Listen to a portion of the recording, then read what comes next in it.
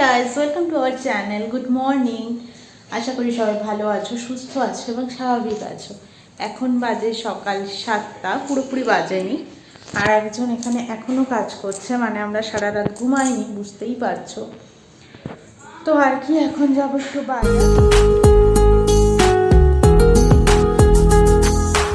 বাজারে। দেখো, আমি নিজেও একটা সোয়েটার বলিয়ে নিয়েছি, কিছু করার নেই। আজকে বিভৎসই ঠান্ডা বাইরে। কেন এত ঠান্ডা যায় না, সারা রাত মানে কাঁপুনি পুরো আর কি। তো না, এবারে যেতেই হবে। তো যাও, চলে তো এসেছি। আমি এসেছি হচ্ছে ভাইয়ার বাইকে করে, আর ও এসেছে হচ্ছে উঁচু করে। আজকে নতুন একটা মাছের খোঁজ পাওয়া গেছে, আবারও সিলভার। তো ওই জন্য মাছটা নিয়েও নিচ্ছি। ওই যে আমাদেরটা কাটছে, তো বাজার করে নিই। থেকে এসেও গেছে, ওই যে বাজারের থলিটা দেখতেই পাচ্ছ। আজকে এখনো ঘুমায়নি বলে ঠিক এনার্জি নেই, চোখ মুখের অবস্থা খুবই খারাপ। তো আমরা ঠিক করেছি 11টা নাগাদ খেয়ে দিয়ে ঘুমিয়ে পড়বো। বেশি কিছু করিও নি, ডাল করেছি, আলু সেদ্ধ করেছি, বেগুন ভেজেছি, ডিম ভাজবো, এইসবই। তো অল্প কটা ভাত, খুব একটা খেতেও পারবো না যেহেতু রাতে ঘুম হয়নি। অলরেডি এখন বেজে গেছে, দেখতেই পাচ্ছ। তো ওই জন্য ভাবছি 11টা নাগাদ খেয়ে দিয়ে ঘুমিয়ে পড়বো একেবারে। নাহলে এখন ঘুমিয়ে পড়লে না, না খেয়ে দিয়ে আর ওঠাও হতো না আর খাওয়াও হতো না। তাই ভাবছি যে একেবারে ঘুমিয়ে নেবো, খেয়ে দিয়ে তারপর যখন উঠবো দেখা যাবে। তো এখন যাবো স্নান করতে, তারপর দেবো ঠাকুর পুজো। থেকে উঠে গেছি প্রায় 3:30।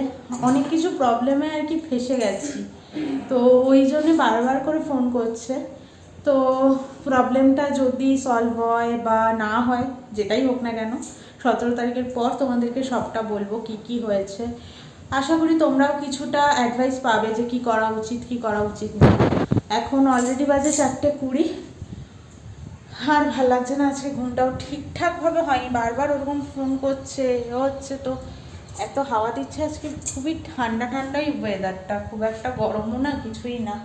তার মধ্যে আবার আমার কিছু অর্ডার দেওয়া ছিল, এসেছে ডেলিভারি। তাও একটুখানি ঘুমিয়ে গেছি, ব্যাস তারপরেই চলে এসছে ডেলিভারি। তোমাদেরকে পরে দেখো, আমি জাস্ট খুলে দেখেছি একটু। আসলে বিয়ের পর থেকে আমি অর্ডার কিছুই কিনিনি সেরকম। তো ওই জন্য ওটা আমার পছন্দ হয়েছিল, তো ও বললো যে নাও, কিনে নাও তুমি। তো ওই জন্য অর্ডার দেওয়া হয়েছিল। তো এবার বানাবো একটু চা। আর ওদিকে বার্গার অর্ডার দিয়েছে, যেহেতু আমরা খুব সকালে খেয়েছি তাই একটু খিদেও পেয়ে গেছে।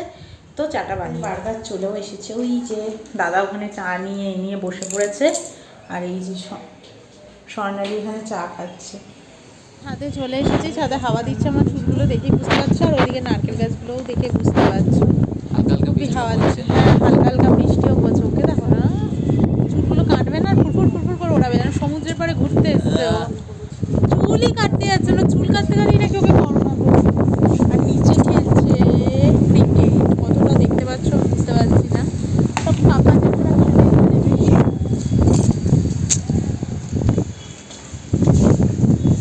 আর কি, ছাদে একটু এরকমই ঘুরতে থাকবো। আর ওই দেখো, এই ফ্ল্যাটে একটা বাচ্চাকে দেখা যাচ্ছে, সুন্দর দেখতে বাচ্চাটাকে, বেশ সবাই লুকিয়েও পড়েছে মায়ের পেছনে একটু।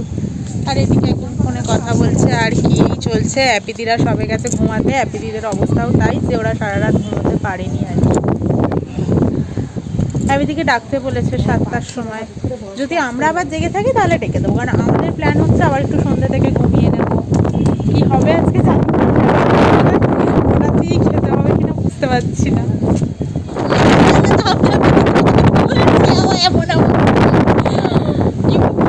হাওয়া দিচ্ছে, কি উড়িয়ে পুড়িয়ে নিয়ে যায় বাবা।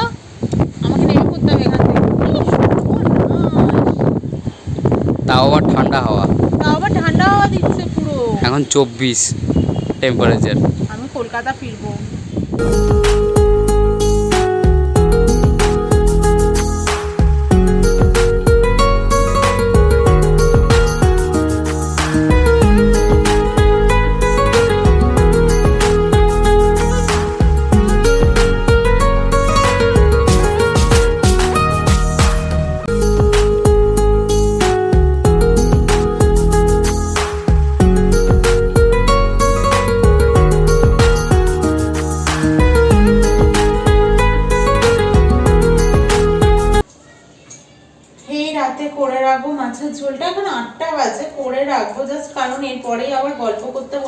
তখন আমার আর উঠে আসতে ইচ্ছে করবে না। এই আমাদের সেই সিলভার কাপ যেটার কথা আজকে বলছিলাম নিয়ে এসেছি। করবোটাকে ফুলকপি আর আলু দিয়ে, ফুলকপিও কেটে নিচ্ছি আর আলু কাটছি। পাতলা করে করবো একদম, দুপুরে খুব একটা ভালো খাওয়া হয়নি, ওই জন্য রাতে ভাতই খাবো ভাবছি। বলেছিলাম যে অর্ডার দিয়েছি, দেখাবো তোমাদেরকে। এখন একটু টাইম হয়েছে আর কি, মাছটা সব রেডি ফেডি করতে গিয়ে দেখলাম কড়াই তো নেই আমার কাছে, কারণ অ্যাপিদির বাড়িতে আজকে দুজনের নেমন্তন্ন ছিল, তো অ্যাপিদি তাড়াহুড়ো করছিল বলে আমার কড়াইটা নিয়ে গেছিলো। দুটো কড়াই করবে, তাড়াতাড়ি হয়ে যাবে। তো দেখছি অ্যাপিদি একটু নিচে গেছে, আর্জেন্ট দরকার পড়েছে। তো আমি এখন দেখছি যে আমার কাছে কড়াইটাই নেই, অ্যাপিদির রুমে রয়ে গেছে। তো আসুক অ্যাপিদি, তারপরে রান্নাটা করব। ততক্ষণে ভাবলাম তাহলে টাইম যখন আছে আমি হারকানেরটা দেখিয়ে নিই। তো চলো দেখাই। এই একটা হার নিয়েছি, এই একটা কানের আর এই একটা কানের। তো আগে এটা দিয়েই শুরু করি, যখন এটাই রয়েছে সামনে।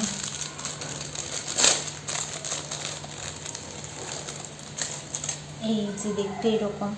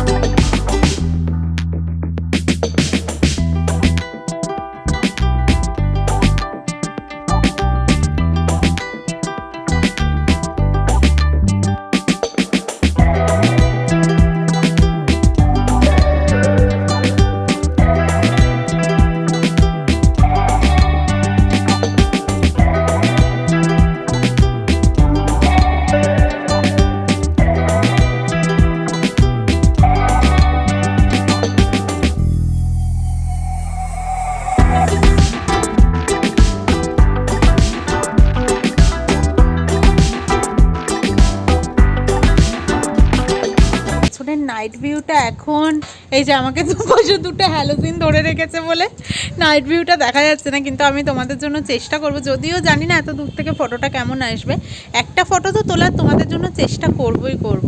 যদি আমি তুলতে পারি তাহলে আমি এটার পরে অ্যাড করে দেবো। তো দেখা যাক ওঠে কিনা।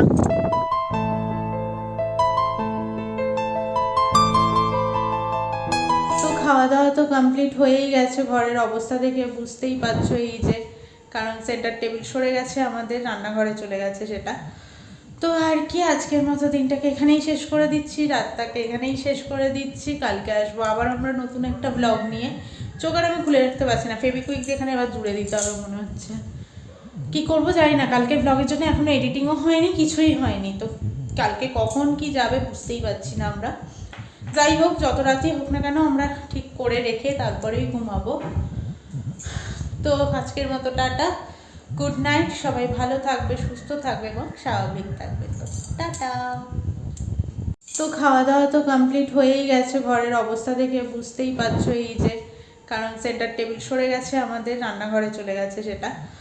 তো আর কি, আজকের মতো দিনটাকে এখানেই শেষ করে দিচ্ছি, রাতটাকে এখানেই শেষ করে দিচ্ছি। কালকে আসবো আবার আমরা নতুন একটা ব্লগ নিয়ে। চোখ আর আমি খুলে রাখতে পারছি না, ফেবিকুইক দিয়ে এখানে এবার জুড়ে দিতে হবে মনে হচ্ছে। কি করবো জানি না, কালকের ব্লগের জন্য এখনো এডিটিংও হয়নি, কিছুই হয়নি। তো কালকে কখন কি যাবে বুঝতেই পারছি না আমরা। যাই হোক, যত রাতই হোক না কেন আমরা ঠিক করে রেখে তারপরেই ঘুমাবো। তো আজকের মতো টাটা, গুড নাইট। সবাই ভালো থাকবে, সুস্থ থাকবে এবং স্বাভাবিক থাকবে। তো টাটা। সরি গাইজ, বিকেলে ছাদের পোর্শনটাতে হাওয়ার জন্য আমার সাউন্ডে একটু কেটে কেটে গেছে, তো তোমরা একটু কষ্ট করে বুঝে নিও যে আমি কি বলতে চেয়েছি। আর হ্যাঁ, এই ব্লগটাকে ছেড়ে যাওয়ার আগে অবশ্যই লাইক, শেয়ার অ্যান্ড সাবস্ক্রাইব করতে কিন্তু ভুলবে না। তো চলো টাটা।